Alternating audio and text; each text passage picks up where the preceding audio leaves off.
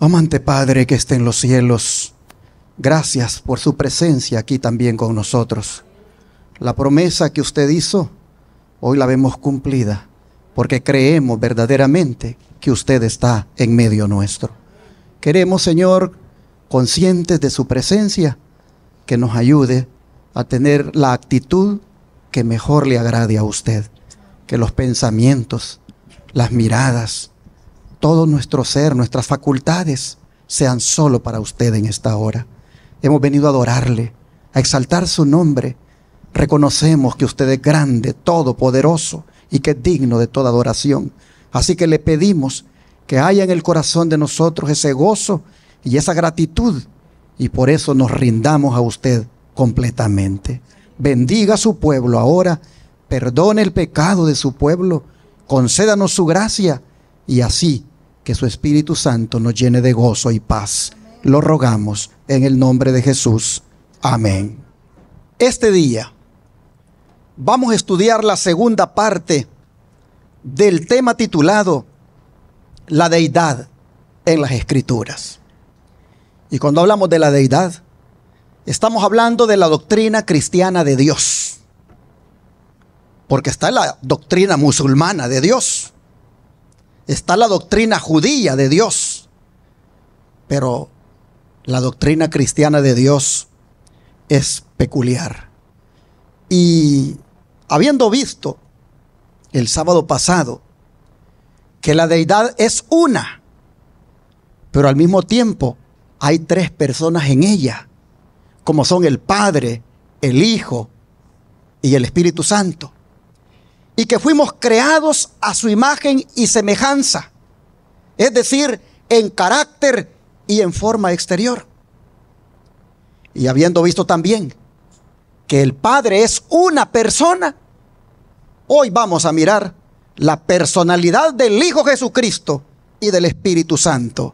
Les invito a abrir la Biblia en Daniel capítulo 7, versículo 13. Daniel capítulo 7, versículo 13. Y la Escritura dice de la siguiente manera: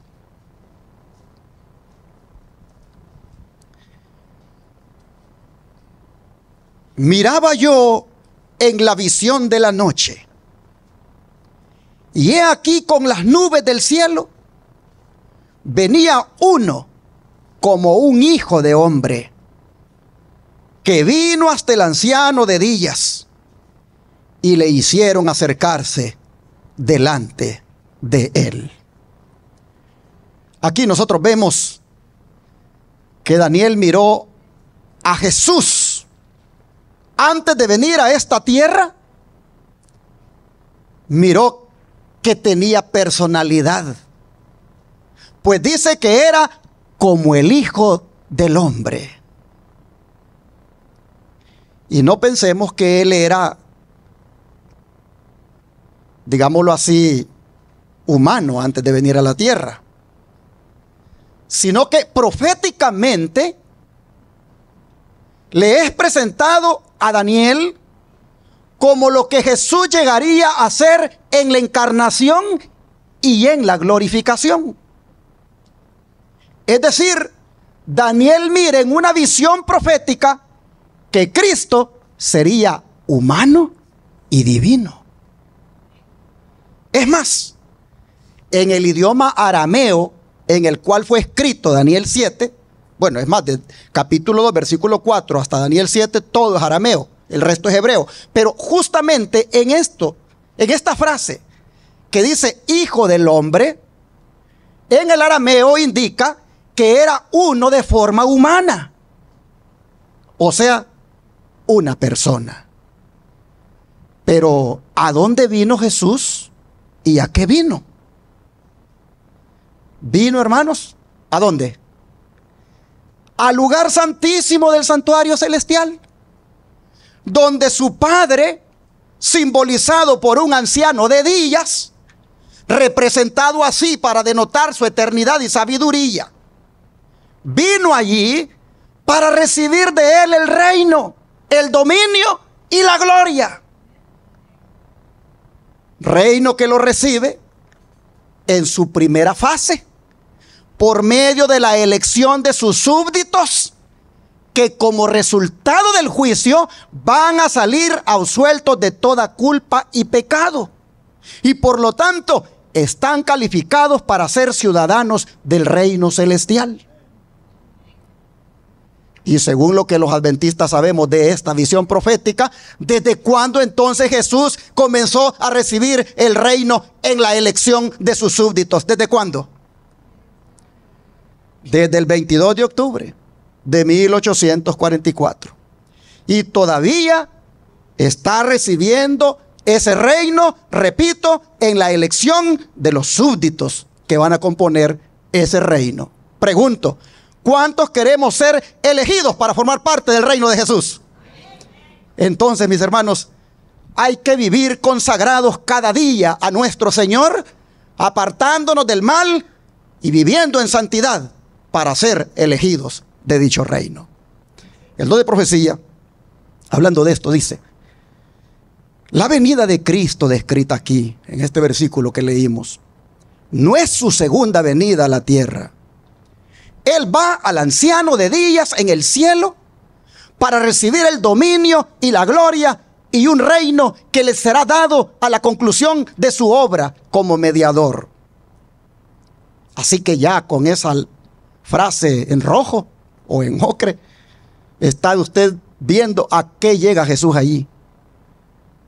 Va a recibir el reino en la elección de sus súbditos primero, pero Él hace un trabajo allí, y es el de mediador. En esta venida, y no su segunda venida a la tierra, la que la profecía predijo que ocurriría al fin de los 2300 días en 1844. Bueno, dice: acompañado por ángeles celestiales, nuestro gran sumo sacerdote entra en el lugar santísimo. Y allí, en la presencia de Dios, da inicio a los últimos actos de su ministerio en beneficio del hombre. Y es cumplir la obra del juicio investigador y hacer expiación por todos aquellos que resulten tener derecho a sus beneficios. ¿Qué está haciendo entonces Cristo por nosotros allá ahorita en el lugar santísimo? Él está, hermanos, ahí siendo número uno nuestro mediador, es decir, el que intercede por nosotros. Él está allí cumpliendo también la obra del juicio investigador, que es expiar los pecados de aquellos que los hayan confesado y los hayan abandonado cuando su nombre es tomado. Le pregunto, ¿está listo para que cuando su nombre el Señor lo tome y diga: a este lo aparto para que sea súbdito de mi reino? ¿Está listo usted para que cuando el Señor tome ese nombre, usted ya haya confesado sus pecados y los haya abandonado? Esto es más que solemne cuando se analiza, porque nadie sabe cuándo su nombre va a ser tomado. Nadie. Usted no sabe el día cuando el Señor va a agarrar su nombre y va a decidir si lo aparta para súbdito de su reino o tristemente lo deja allí para que se pierda. ¿Por qué? Porque cuando el nombre suyo Él lo agarra, lo encuentra a usted de dos maneras: o en santidad para que lo aparte como súbdito del reino, o lo encuentra en el pecado para rechazarlo. He ahí la importancia de vivir cada día consagrado al Señor, de vivir cada día en santidad, de vivir apartado del mal. Pero de nuevo, Daniel miró a Jesús con personalidad, como la de un ser humano antes de venir al cielo. Sin que por eso especulemos sobre la materia de lo que está constituida dicha personalidad, pues eso no nos ha sido revelado, porque es una personalidad divina y glorificada la que Cristo tiene. Otro que vio con personalidad humana a Cristo fue el rey Nabucodonosor, cuando echó a los 3 hebreos al horno de fuego ardiendo. Leamos Daniel capítulo 3, versículos 24 y 25. Daniel capítulo 3, versículos 24 y 25.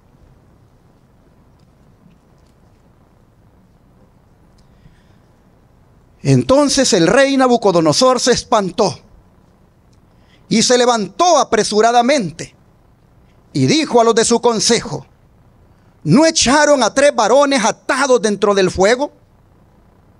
Ellos respondieron al rey: es verdad, oh rey. Y él dijo: he aquí yo veo 4 varones sueltos que se pasean en medio del fuego sin sufrir ningún daño, y el aspecto del cuarto es semejante al Hijo de los dioses. Fíjense, hermanos, el rey se admira porque al acercarse a ver si ya se habían quemado los 3 jóvenes hebreos que habían sido lanzados al horno de fuego por no haber obedecido el decreto de adorar una imagen de oro que el rey había levantado, él se queda admirado porque en el horno se pasean ¿cuántos varones? 4 varones. Y nosotros sabemos que uno de ellos era ¿quién? Cristo Jesús. Cristo Jesús había descendido a la tierra para darle protección a los jóvenes de que aquellas llamas no los devoraran, porque ellos habían sido fieles en guardar la ley de Dios al abstenerse de arrodillarse ante aquella imagen de oro, pues la ley de Dios prohíbe adorar imágenes. Pero esta historia se volverá a repetir en el final de los días, pues nuevamente el gobernante o los gobernantes de este mundo, empezando aquí en los Estados Unidos, van a levantar otra imagen. Solo que esta se le conoce, según Apocalipsis, como la imagen de ¿qué? De la bestia. Y nuevamente, como Nabucodonosor amenazó de muerte a los 3 jóvenes hebreos y a todo el mundo si no se arrodillaban ante la imagen, nuevamente se va a amenazar a todos aquellos que no adoren la imagen de la bestia. Pero como Jesús salió en defensa de los 3 hebreos allá en el horno de fuego, ¿cuántos creen que Jesús nuevamente va a salir en defensa de sus hijos? Claro que sí. Jesús saldrá nuevamente en defensa de aquellos que, como los jóvenes hebreos, sean fieles a los mandamientos de Dios. Cuando la ley dominical se imponga, junto con el decreto de muerte, ¿cuántos quieren que Jesús los libre de morir? Entonces, mis hermanos, seamos fieles.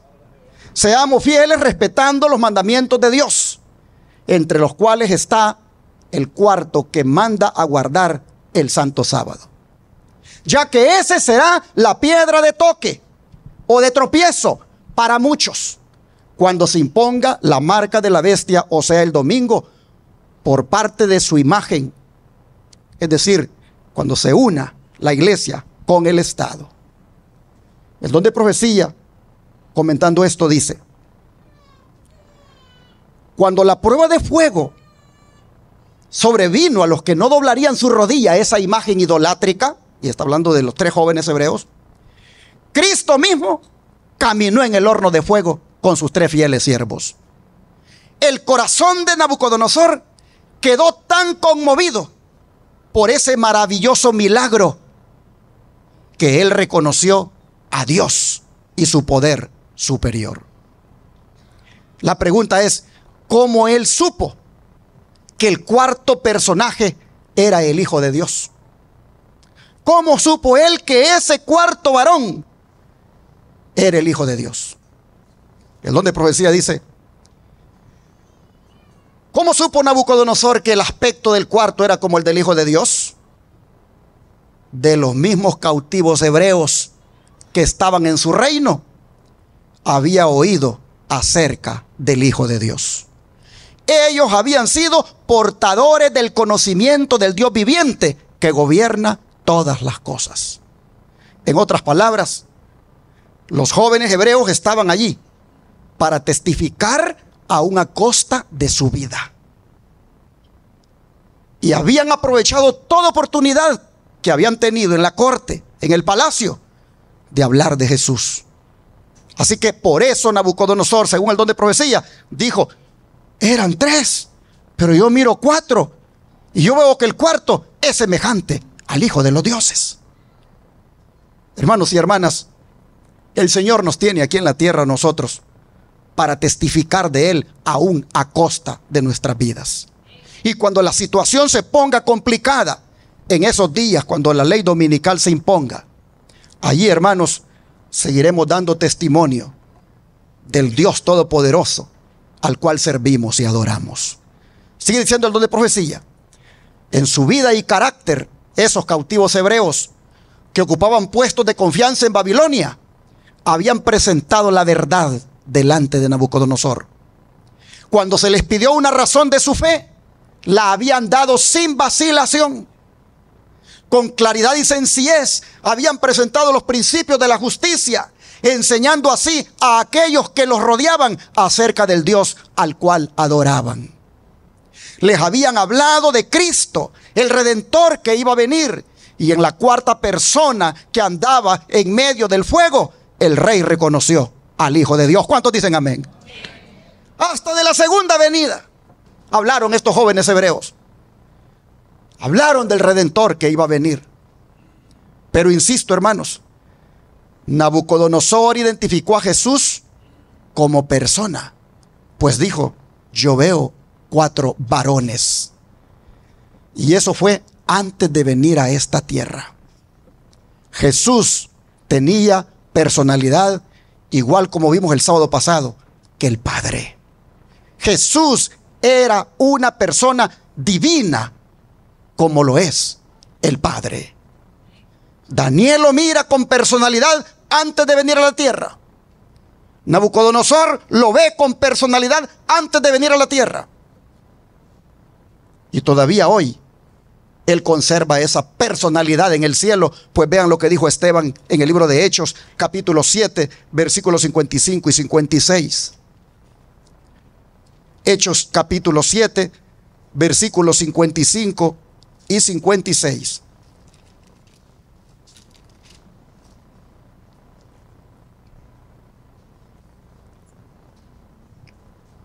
Hechos 7, 55 y 56 dice así: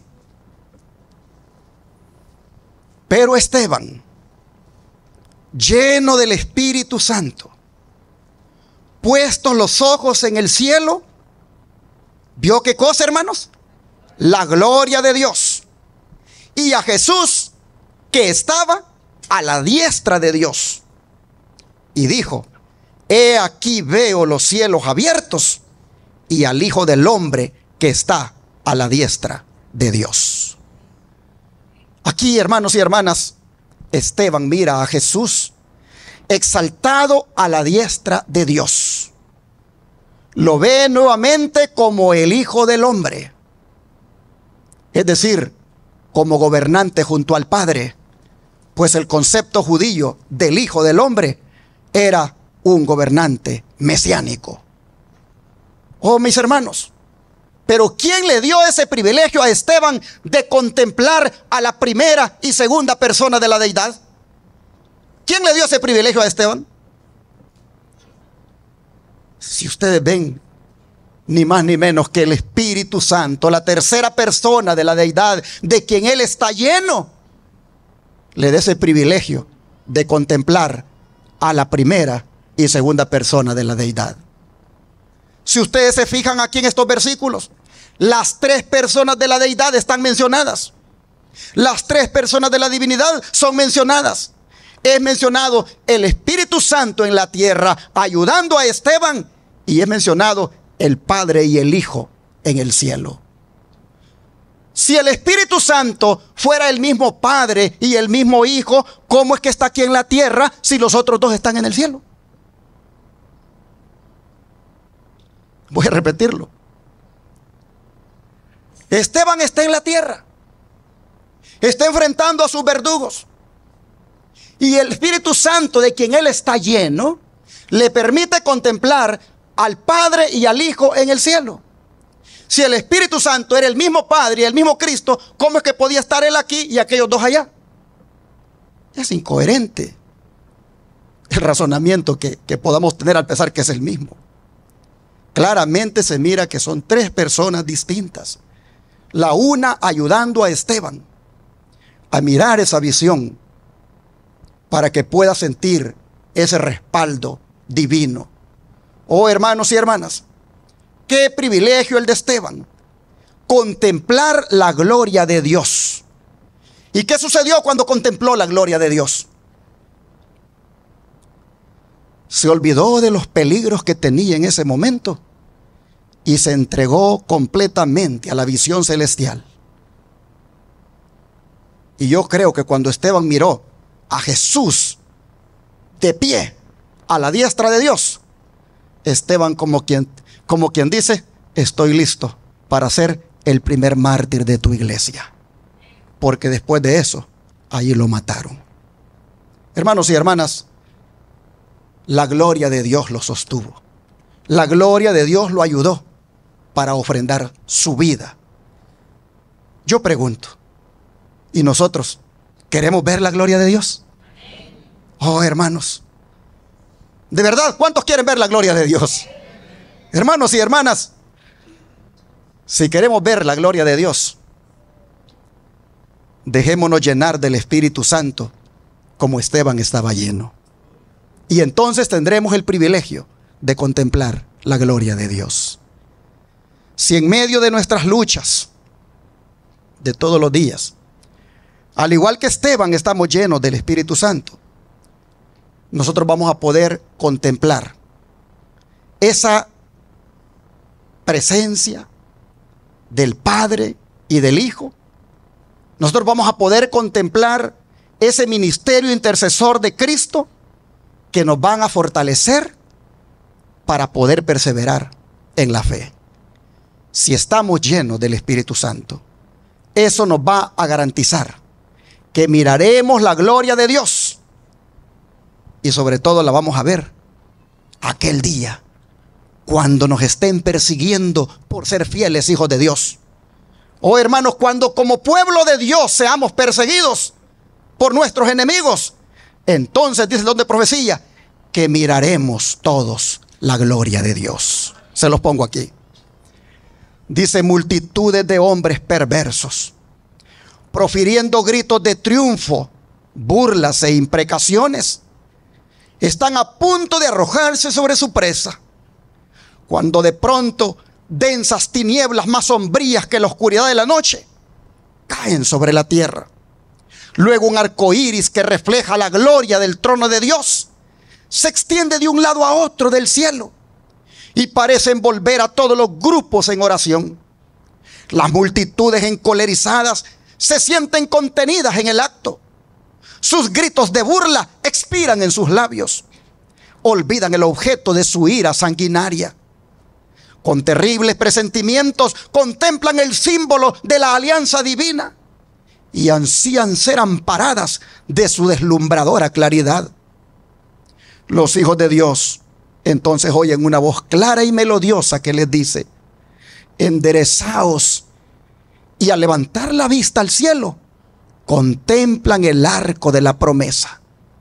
Las nubes negras y amenazadoras que cubrían el firmamento se han desvanecido, y como Esteban, clavan la mirada en el cielo y ven la gloria de Dios y al Hijo del Hombre sentado en su trono.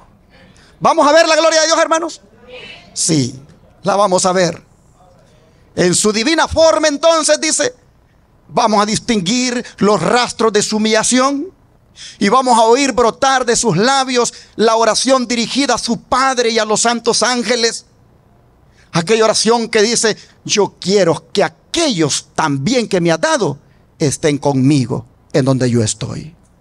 Luego dice, se oye una voz armoniosa y triunfante que dice: helos aquí, helos aquí, santos, inocentes e inmaculados, guardaron la palabra de mi paciencia y andarán entre los ángeles. Y de los labios pálidos y trémulos de los que guardaron firmemente la fe, sube una aclamación de victoria. Amén. Conflicto inminente, página 95. Usted no se vaya a perder ese privilegio. Usted no se vaya a perder ese momento cuando se contemple la gloria de Dios. Tengamos fe para que podamos ver esa gloria. El don de profecía sigue diciendo: por la fe, mirad las coronas preparadas para aquellos que venzan. Escuchad el canto alborozado de los redimidos. El canto que dice: digno, digno es el Cordero que ha sido inmolado y nos ha redimido para Dios. Tratad de considerar estas escenas como reales.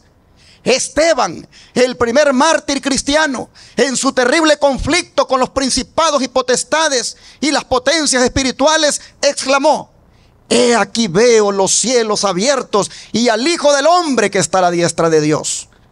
El Salvador del mundo le fue revelado como mirándolo desde el cielo con el más profundo interés. Y la luz gloriosa del rostro de Cristo brilló sobre Esteban con tal refulgencia que aún sus enemigos vieron su rostro brillar como el rostro de un ángel. ¡Wow!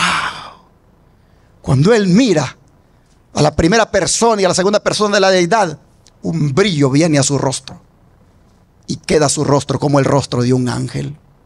Bueno, sigue diciendo: si permitimos que nuestra mente se espacie más en Cristo y en el mundo celestial, encontraremos un poderoso estímulo y un sostén para pelear las batallas del Señor. El orgullo y el amor del mundo perderán su poder mientras contemplamos las glorias de aquella tierra mejor que tan pronto ha de ser nuestro hogar.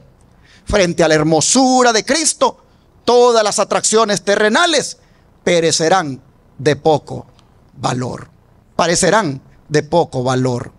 He leído en el libro La edificación del carácter, páginas 90, bueno, sí, todas las 90. Pero hermanos, a lo que quiero llegar es que cuando Esteban miró la gloria de Dios, ¿cómo vio a Cristo en el cielo? Lo vio como una persona, pues dice que lo vio de pie y como hijo del hombre. Hermanos y hermanas, Jesús es una persona como el Padre también es una persona. Y interesante, me atrevería a decir, y si alguien puede desmentir, desmiéntame, tiene todo el derecho. Me atrevería a decir que de los tres de la deidad, Él es el único que posee las dos naturalezas: la divina y la humana. ¿Y esto qué significado tiene para nosotros? Sigamos leyendo el don de profecía. Al tomar nuestra naturaleza, el Salvador se vinculó con la humanidad por un vínculo que nunca se ha de romper. A través de las edades eternas queda ligado con nosotros. Dios dio a su Hijo unigénito para que llegara a ser miembro de la familia humana y retuviese para siempre su naturaleza humana. Eso no se dice del Padre ni del Espíritu Santo. Dios dice, adoptó la naturaleza humana en la persona de su Hijo y la llevó al más alto cielo. Es el Hijo del Hombre quien comparte el trono del universo. En Cristo la familia de la tierra y la familia del cielo están ligadas. Cristo glorificado es nuestro ¿qué? Damos gloria a Dios por eso. Cristo glorificado es nuestro hermano. Y es un hermano todopoderoso, un hermano que nos ama. Dice que el cielo está incorporado en la humanidad y la humanidad envuelta en el seno del amor infinito. Y así hemos destacado la personalidad del Hijo Jesucristo, como el sábado pasado destacamos la personalidad del Padre. Pero, ¿qué de la personalidad del Espíritu Santo? De quien la paloma es un símbolo. ¿Es también el Espíritu Santo una persona? Sin duda que sí, pues tiene voluntad y da órdenes como persona. Vean, Primera de Corintios 12, 11.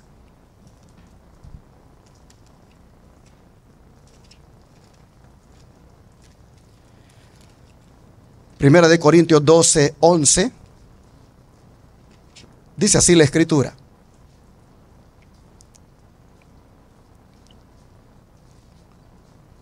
pero todas estas cosas las hace uno y el mismo Espíritu, repartiendo a cada uno en particular como Él quiere. Es decir, Él tiene voluntad. El Espíritu Santo tiene voluntad. Reparte como Él quiere. Da a cada uno como Él quiere. El Espíritu Santo tiene el rasgo de la personalidad, pues tiene voluntad como la tienen también las personas. Pero vamos al libro de Hechos 8, otra vez para atrás, libro de Hechos 8, versículo 29.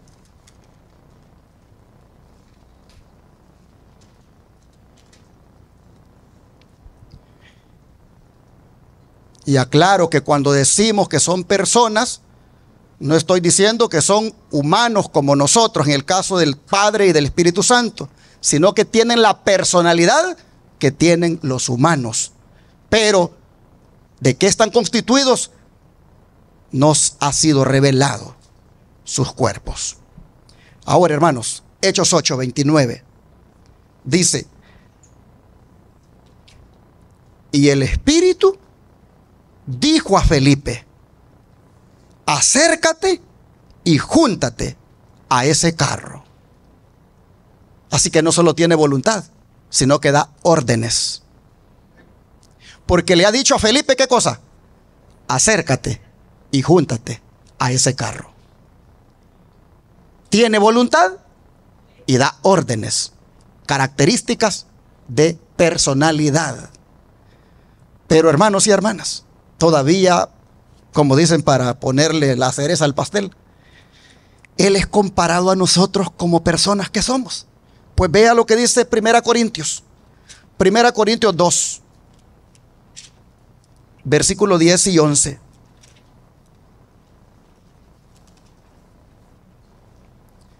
Primera Corintios 2, versículo 10 y 11. Pero Dios nos la reveló a nosotros por el Espíritu, porque el Espíritu todo lo escudriña, aún lo profundo de Dios. Porque ¿quién de los hombres sabe las cosas del hombre, sino el Espíritu del hombre que está en él? Así tampoco nadie conoció las cosas de Dios, sino el Espíritu de Dios. Póngale atención a las palabras: Espíritu de Dios y Espíritu de hombre.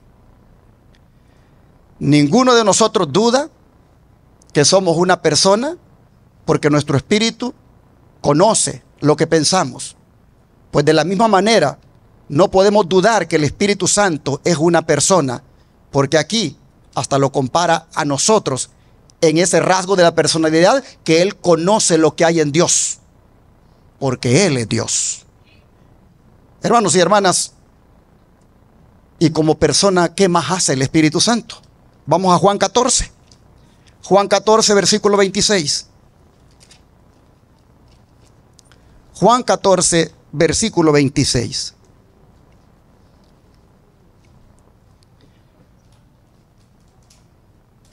Mas el Consolador, el Espíritu Santo, a quien el Padre enviará en mi nombre. Él os enseñará todas las cosas y os recordará todo lo que yo os he dicho. ¿Quién está hablando aquí? Jesús. ¿Qué está diciendo Jesús? Que su Padre enviará al Espíritu Santo. No dice que el Padre lo va a enviar a él mismo. Él dice que su Padre va a enviar al Espíritu Santo. Por eso yo dije aquel día, la gramática de la Biblia hay que saberla leer, porque si usted no sabe leer la gramática, usted va a creer cosas que le dicen. Aquí gramaticalmente las oraciones están elaboradas de tal manera que se entiende bien. Hay una persona que va a orar a otro para que envíe a otro. Vamos a leerlo nuevamente. Mas el Consolador, el Espíritu Santo, a quien el Padre enviará en mi nombre, Él os enseñará todas las cosas y os recordará todo lo que yo os he dicho. Ay, mire, pero ahí dice que es en su nombre. Y no así los embajadores van en nombre del presidente a otro lugar y no son el presidente. Porque dice que va a venir en su nombre, vas a decir que es Jesús. No, entonces no entienden la gramática de la Biblia. Un embajador va en nombre de su presidente, en nombre de su gobierno a otro país, pero él no es el presidente, él no es el gobierno, él va en nombre de. Así también el Espíritu Santo. A veces se habla del Espíritu de Dios y del Espíritu de Cristo, porque Él está aquí en representación de ellos, haciendo la obra que ellos mismos quieren hacer, porque son uno en naturaleza, en propósito. Oh, mis hermanos, aquí nosotros vemos que Jesús dice que el Espíritu Santo enseñará todas las cosas y va a recordar. ¿Qué quiere decir esto? Que son cualidades de una persona. Una fuerza no puede enseñarte nada. Una fuerza no te puede recordar nada. El que diga que el Espíritu Santo es una fuerza, no sé cómo entiende la Biblia, porque una fuerza no te puede enseñar ni te puede recordar. Solo una persona te puede enseñar y te puede recordar. En ese caso, claramente dice aquí, el Espíritu Santo enseñará y recordará. ¿Por qué? Porque Él es una persona. Y el espíritu de profecía, después de leer estos textos bíblicos, va a unirse a las Escrituras para sostener que los tres componentes de la deidad son personas. Póngale atención a las citas que le voy a poner. Vi un trono y sobre él se sentaban el Padre y el Hijo. Me fijé en el rostro de Jesús y admiré, ¿qué cosa? Su hermosa persona. No pude contemplar la persona del Padre, pues le cubría una nube de gloriosa luz. Pregunté a Jesús si su Padre tenía forma como Él.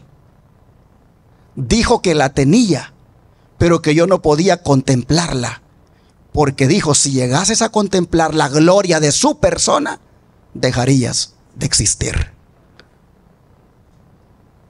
Pero claramente nos está diciendo que Jesús es una persona y el Padre también es una persona. Son dos personas distintas la una de la otra. Sigue diciendo, una vez tras otra tendremos que enfrentarnos con la influencia de hombres que estudian ciencias de origen satánico, a través de los cuales Satanás está trabajando para reducir a la nada a Dios y a Cristo, como lo hace la Trinidad. Tanto el Padre como el Hijo tienen una personalidad. Pero ¿qué dice de la Trinidad? El concepto pagano de la Trinidad, ¿qué dice? El Padre se hace Hijo y el Hijo se hace el Espíritu Santo, de manera que solo es uno. Destruyen la personalidad de los tres. Por eso es que nosotros no le decimos a las personas cuando las recibimos como miembros de la iglesia, no les decimos si aceptan la Trinidad compuesta por el Padre, el Hijo y el Espíritu Santo, porque la Trinidad es un concepto pagano donde ataca la personalidad de Dios. Nosotros le preguntamos a la persona si cree en la deidad compuesta por tres personas distintas, como son el Padre, el Hijo y el Espíritu Santo. Hermanos, dice aquí que tanto el Padre como el Hijo tienen una personalidad. Cristo declaró: yo y el Padre uno somos. Y sin embargo, fue el Hijo de Dios el que vino al mundo en forma humana, poniendo a un lado su ropaje real y su corona regia, vistió su divinidad con humanidad, a fin de que la humanidad, mediante su sacrificio infinito, llegara a participar de la naturaleza divina y escapara de la corrupción que hay en el mundo por causa de la concupiscencia. Así que el don de profecía se une a la Escritura para decir: Dios el Padre es persona y Cristo el Hijo también es persona. Pero ¿qué del Espíritu Santo? ¿Qué dice el don profético? ¿Respaldará lo que ya leímos en la Biblia, que el Espíritu Santo tiene facultades y características de una persona? Veamos lo que dice la inspiración. El Espíritu Santo es el Consolador en nombre de Cristo. Él personifica a Cristo, sin embargo, ¿es qué cosa? Una personalidad diferente. Manuscrito 20 del año 324, manuscrito 93 del año 1893, perdón, manuscrito 20, página 324, manuscrito 93 del año 1893. Yo no sé, hermanos, cómo ustedes entienden esa cita. El Espíritu Santo es el Consolador en el nombre de Cristo. Él personifica a Cristo. Sí, como un embajador. Él personifica a su presidente cuando lo representa, pero él no es el presidente. Aquí dice, él personifica a Cristo, sin embargo es una personalidad diferente. Y para aquellos que les dicen: no, eso está en el libro de evangelismo. ¿Cuál libro de evangelismo? Vaya al website del Espíritu de Profecía y busque ese manuscrito. El libro de evangelismo es un libro de compilaciones que se sacan de diferentes escritos del don profético, pero vaya al manuscrito. Es en el manuscrito, ahí donde dice: él personifica a Cristo y sin embargo es una personalidad diferente. Sigue diciendo: nuestra santificación es la obra ¿de quién? Del Padre, el Hijo y el Espíritu Santo. Es el cumplimiento del pacto que Dios ha hecho con los que se unen a Él para permanecer con Él, con su Hijo y con su Espíritu en santa comunión. Están diciendo los tres independientes el uno al otro. ¿Ha nacido, dice usted, de nuevo? ¿Ha llegado a ser una nueva criatura en Cristo Jesús? Entonces coopere con los tres grandes poderes del cielo que están obrando en su favor. Este es el compromiso de esos tres poderes, y lo menciona por nombre: Padre, Hijo y Espíritu Santo. Es el compromiso del Padre, del Hijo y del Espíritu Santo hecho a usted. Si mantiene los votos bautismales y no toca lo inmundo, el Padre, el Hijo y el Espíritu Santo han hecho un compromiso de guiar su vida, de darle victoria sobre el pecado y de santificarle cada día. Todos aquellos, dice, que se unen con el Padre, el Hijo y el Espíritu Santo, que muestran en sus vidas que no siguen más el curso de su vida que seguían anteriormente de haberse unido a estas agencias divinas, recibirán sabiduría de lo alto. Una vez que hemos formado una unión con los tres grandes poderes, consideraremos nuestra responsabilidad como miembros de la familia de Dios consagrado sobre cogimiento. Así está escrito en Signs of the Times, 19 de junio de 1901. Hermanos y hermanas, yo creo que nosotros predicamos a la ley y al testimonio. Primero prediqué la ley, primero les leí la ley, hoy les estoy leyendo el testimonio. Y la ley y el testimonio concuerdan en que son tres personas distintas la una de la otra: el Padre, el Hijo y el Espíritu Santo. Y en el nombre de esos tres poderes somos ¿qué cosa? Bautizados. Sigue diciendo el don de profecía. ¿Quiénes se conmovieron de piedad? La divinidad se conmovió de piedad por la humanidad. ¿Y quiénes eran ellos? El Padre, el Hijo y el Espíritu Santo. Se dieron a sí mismos, ¿a qué cosa? A la obra de formar un plan de redención.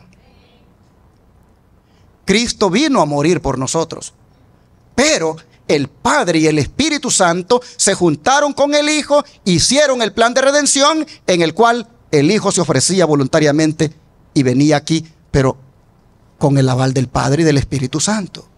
Los tres se conmovieron de piedad por la humanidad. Por eso cuando dice de tal manera amó Dios al mundo, hay que entender que allí no solamente Cristo nos ama, sino también la deidad completa nos ama, porque se conmovieron de piedad. Y luego sigue diciendo, necesitamos comprender que el Espíritu Santo, que es una persona, así como Dios es persona, anda en estos terrenos. Note usted, el Espíritu Santo, que es una persona, así como Dios es persona, anda en estos terrenos. Y vaya a los manuscritos originales. Porque los que están atacando la personalidad del Espíritu Santo dicen que son citas alteradas. Yo no sé cómo saben que están alteradas, quizás ellos estuvieron ahí presentes cuando las alteraron. No, que es el libro de evangelismo y son compilaciones. Pues váyase a los manuscritos.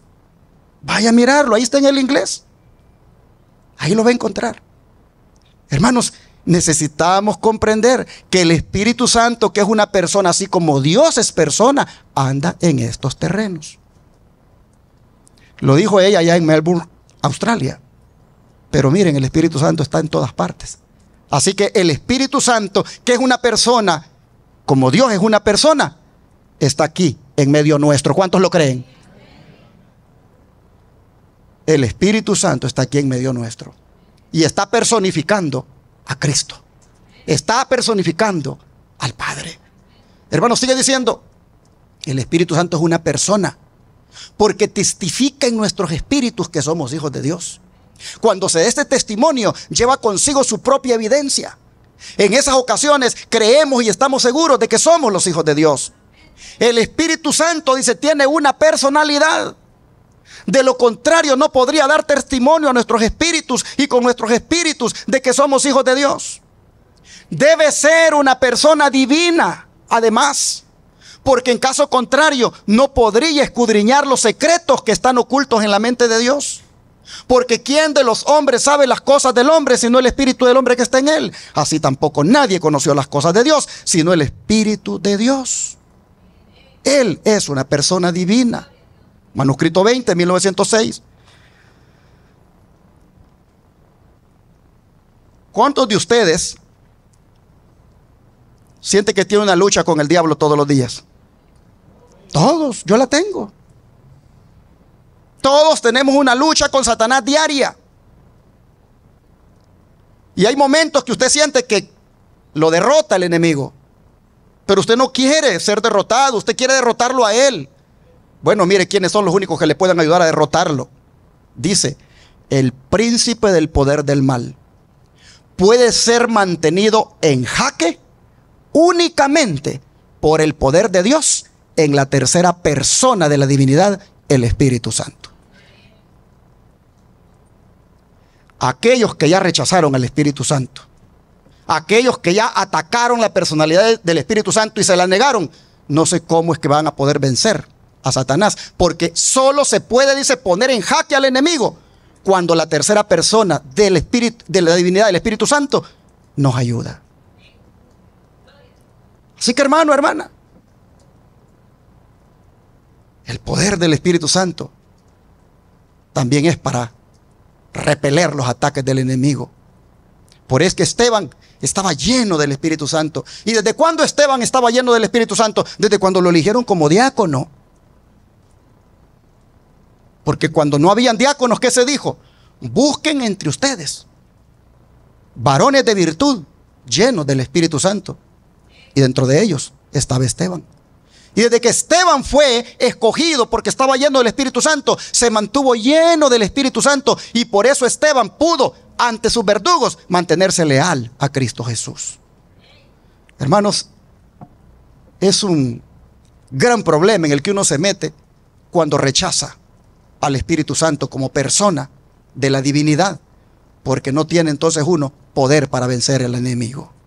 Dice, debemos cooperar con los tres poderes más elevados del cielo. ¿Y son cuáles?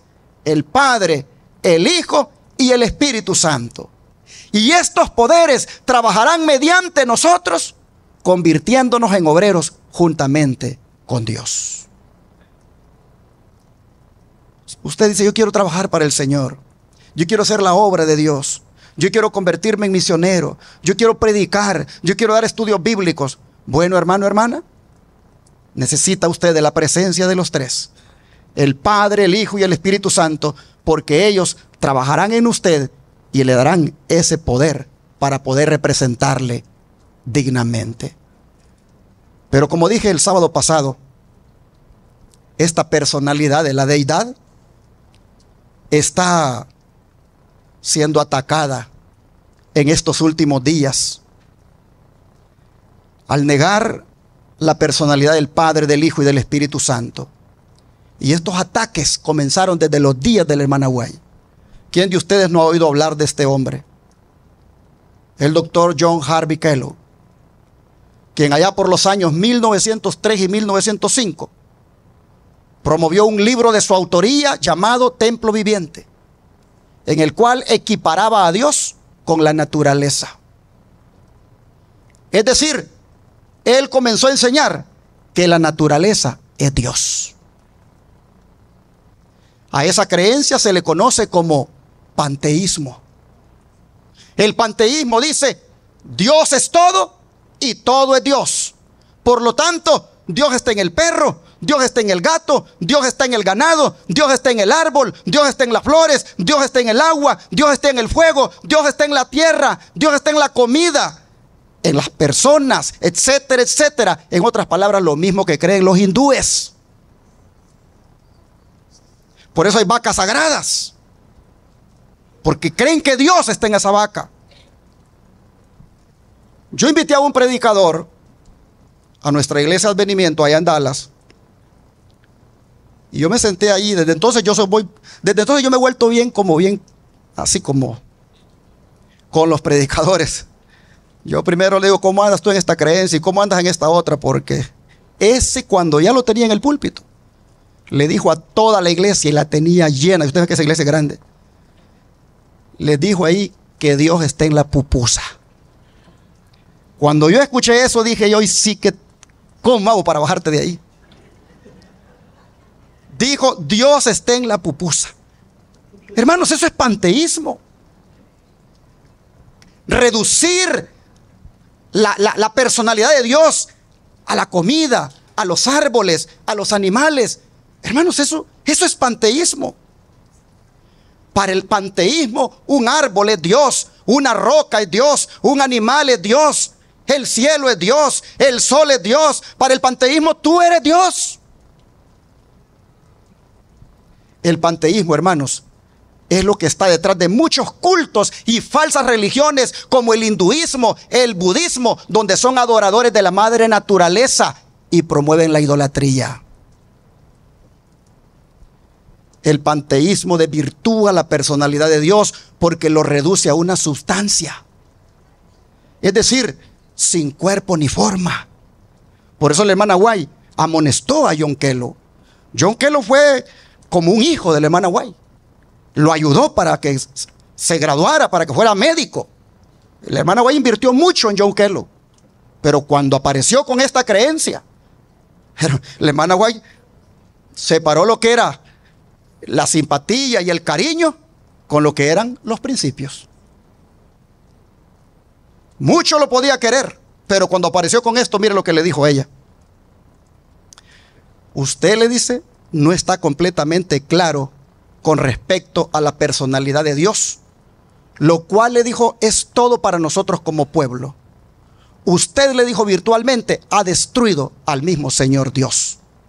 ¿Por qué? Porque lo estaba reduciendo a una sustancia, a cosas, a la naturaleza. Hermanos, la naturaleza habla de Dios, pero la naturaleza no es Dios. Y él dice, usted virtualmente está destruyendo al mismo Señor Dios. Se lo dijo en esa carta. 300.903, párrafo 7. Pero luego le dijo sobre lo que había escrito en su libro. Esos conceptos, le dijo, del templo viviente, no tienen, le dijo, la aprobación de Dios. Son una trampa que el enemigo ha preparado para estos últimos días. La huella de la verdad ya se cerca de la huella del error. Y pueden parecerles una misma a aquellos cuyas mentes no están dirigidas por el Espíritu Santo. Y por lo tanto no disciernen rápidamente la diferencia entre la verdad y el error. Es que la línea es bien delgada. Y fácilmente te engañan. Fácilmente, con frases repetidas y repetidas, te van metiendo algo en la mente. Oh, hermanos, voy a leer esto otra vez esta cita. Porque dice, esos conceptos no tienen la aprobación de Dios. Son una trampa que el enemigo ha preparado para estos últimos días. La huella de la verdad yace cerca de la huella del error. Esto es lo que quería marcar. La huella de la verdad yace cerca de la huella del error. Y pueden parecerles una misma a aquellos cuyas mentes no están dirigidas por el Espíritu Santo y por lo tanto no disciernen rápidamente la diferencia entre la verdad y el error. El que no crea en el Espíritu Santo como la Biblia enseña y el don de profecía enseñan, fácilmente van a ser arrastrados al error. Mire lo que sigue diciendo. La naturaleza no es Dios y nunca fue Dios. Como la obra creada de Dios lleva un testimonio de su poder. Necesitamos considerar esto cuidadosamente, porque en su sabiduría humana, los sabios del mundo, no conociendo a Dios, deifican incesantemente la naturaleza y las leyes de la naturaleza. Escribía ella en el boletín de la Conferencia General. Y ahora póngale atención a esto. He visto el resultado, dice, de esas ideas fantásticas con respecto a Dios. ¿Que son qué cosa? La apostasía, el espiritismo y el amor libre. Hermanos, esas ideas fantásticas con respecto a Dios, de que Dios está en todo y todo es Dios. Esas ideas fantásticas con respecto a Dios, de que la personalidad del Padre, del Hijo y del Espíritu Santo se reduce a cosas, a fuerzas. Dice, eso es apostasía, espiritismo y se parece al amor libre.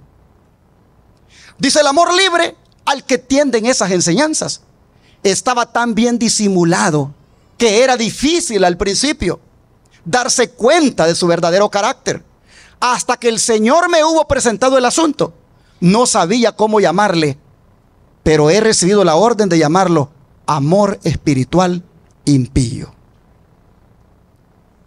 Hermanos y hermanas, por eso somos exhortados a tener cuidado. A tener cuidado. Porque en los días de la hermana Elena White se levantó este hombre y arrastró a muchos. Muchos se fueron detrás de él creyendo ese concepto. Por eso mire la exhortación que nos sigue dando el don de profecía. He sido instruida para que diga: no hay que confiar en las opiniones de los que buscan ideas científicas avanzadas. Se han hecho exposiciones como la siguiente. Póngale atención a esto, hermano. Aquí está su defensa. Se han hecho exposiciones como la siguiente. El Padre es como la luz invisible. El Hijo es como la luz encarnada. Y el Espíritu es como la luz derramada. Así dice, andan algunos hablando cuando se trata de la deidad. Sigue diciendo que también dicen, el Padre es como el rocío, vapor invisible. Que el Hijo es como el rocío reunido en bellísimas gotas. Que el Espíritu es como el rocío derramado en el asiento de la vida. Otra exposición es esta. El Padre es como el vapor invisible. El Hijo es como la nube por plomiza. El Espíritu es la lluvia que cae y obra con poder refrescante. todas estas representaciones espiritistas no son absolutamente nada. Son imperfectas y falsas. Debilitan y disminuyen la majestad que no puede compararse a ninguna cosa de origen terrenal. Dios no puede compararse con las cosas que sus manos han creado. Estas no son más que cosas terrenales que sufren bajo la maldición de Dios a causa de los pecados del hombre. El Padre no puede describirse mediante las cosas de la tierra. El Padre es toda la plenitud de la divinidad corporalmente y es invisible para los ojos mortales.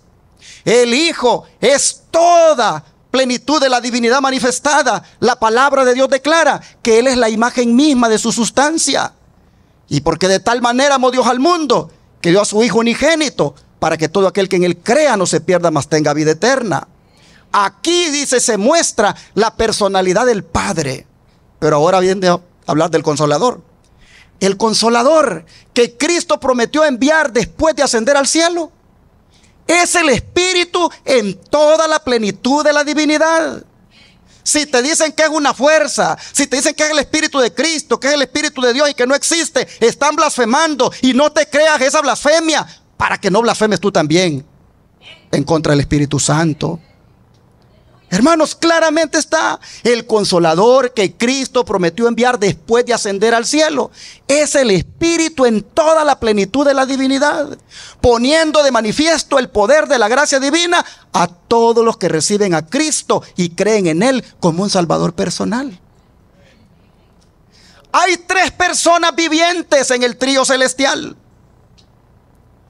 Y en el nombre de estos 3 grandes poderes, el Padre, el Hijo y el Espíritu Santo, son bautizados los que reciben a Cristo mediante la fe. Y esos poderes colaborarán con los súbditos obedientes del cielo en sus esfuerzos por vivir la vida nueva en Cristo.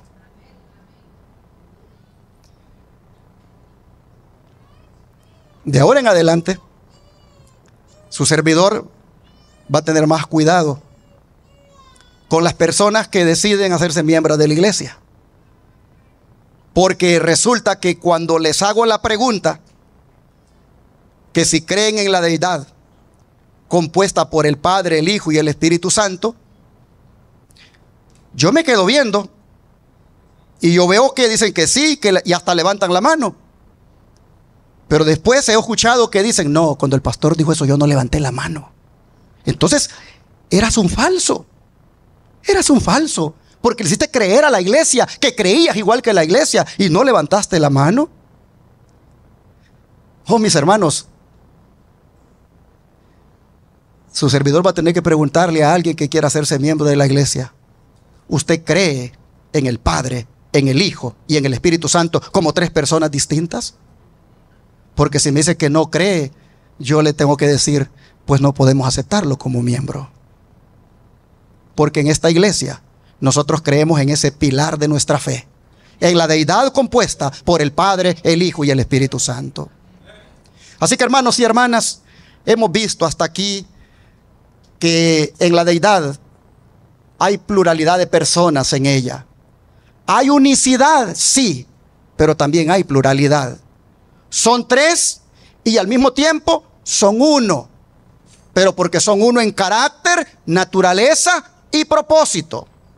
No son 1 como el concepto pagano de la Trinidad, que dice que son 3 en 1 y 1 en 3, es decir, el Padre se hace Hijo, el Hijo se hace Espíritu Santo.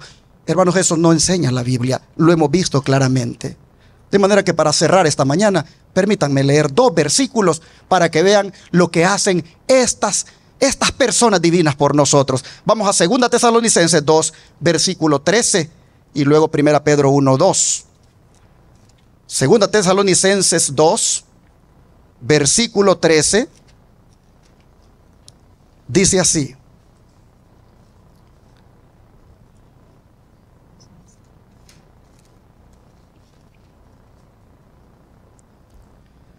pero nosotros debemos dar siempre gracias a Dios respecto de vosotros, hermanos amados por el Señor, de que Dios os haya escogido desde el principio.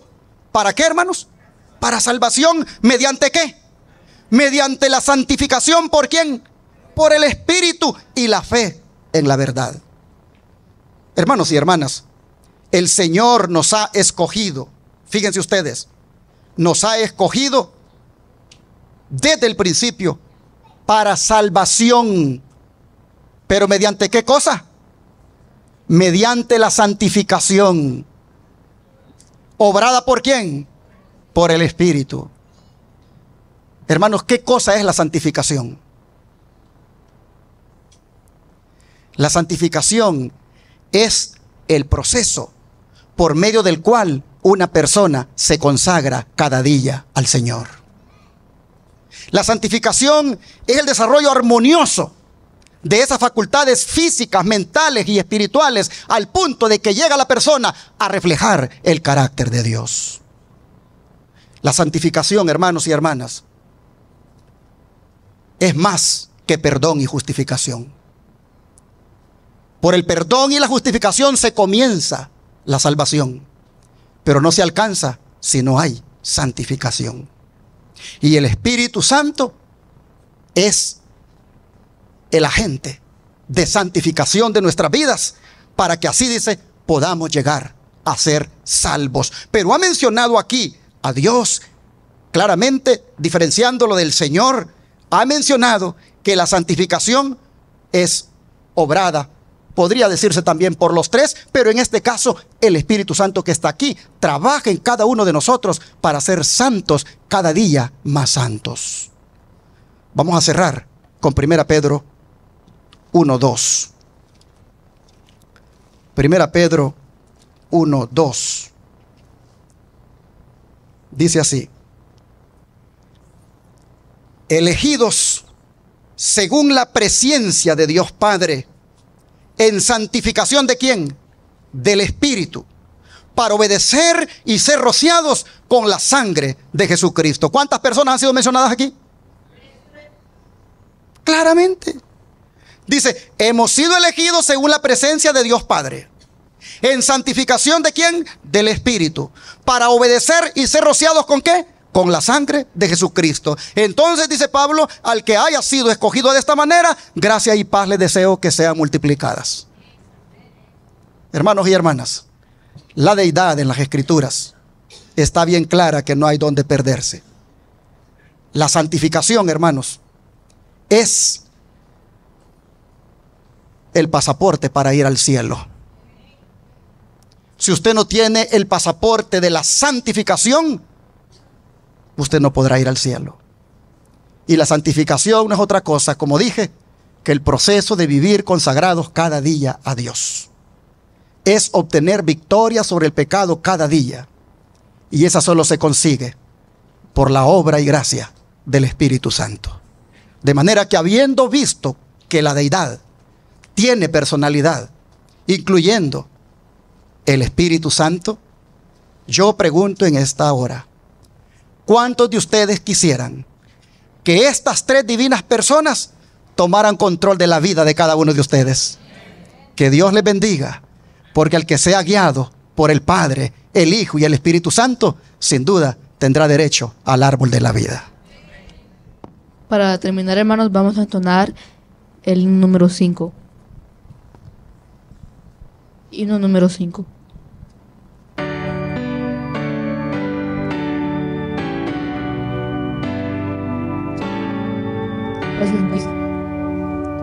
A nuestro Padre Dios, alcemos nuestra voz, gloria a Él, tal fue su amor que dio al Hijo que murió, en quien confío yo. Gloria a Él, a nuestro Salvador, demos con fervor. Gloria a Él, su sangre derramó, con ella me lavó. cielo me abrió, gloria a Él. Espíritu de Dios, elevo a ti mi voz, gloria a ti. Con celestial fulgor me muestras el amor de Cristo mi Señor, gloria a ti.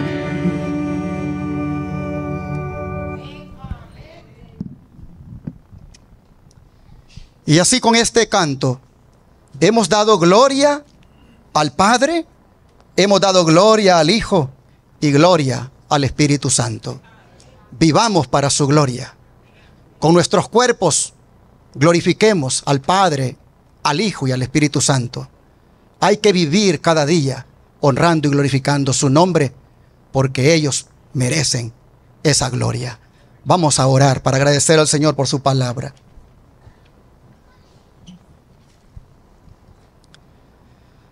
Padre nuestro que está en los cielos, el pilar de la deidad se ha plantado en esta iglesia de una manera clara y firme. Todavía hay más temas que seguir estudiando sobre esto, y espero, Señor, que cuando tenga la otra oportunidad de hablar sobre esto, tu pueblo pueda todavía afirmarse más como hoy se afirmó.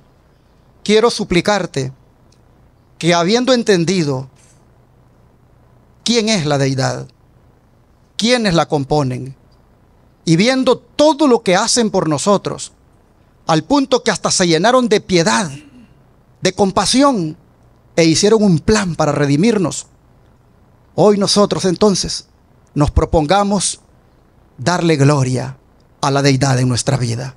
Ayúdanos, Señor, a darle la gloria al Padre, al Hijo y al Espíritu Santo en nuestra vida.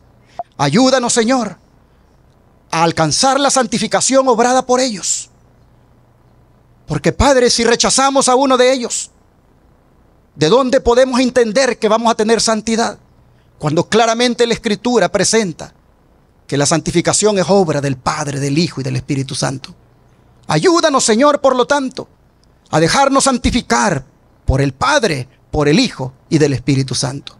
Ayúdanos, Señor, a andar en santidad, apartados del mal, apartados del pecado, a vivir de una manera consagrada a ti todos los días.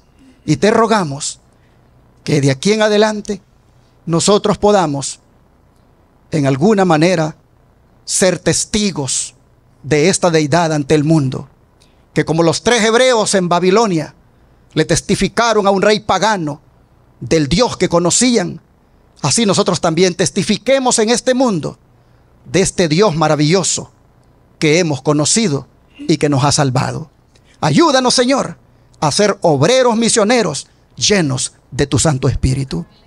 Y ahora, Padre, te pido que si hay alguno entre nosotros que todavía, aun cuando estas evidencias han sido presentadas, todavía tiene duda, todavía no está muy claro, te ruego que no lo dejes ahí en la duda. Te ruego que sigas trabajando con él o con ella hasta que completamente entiendan tu palabra. Así, Padre, nos ponemos en tus santas manos, lo suplicamos en el nombre de Jesús. Amén.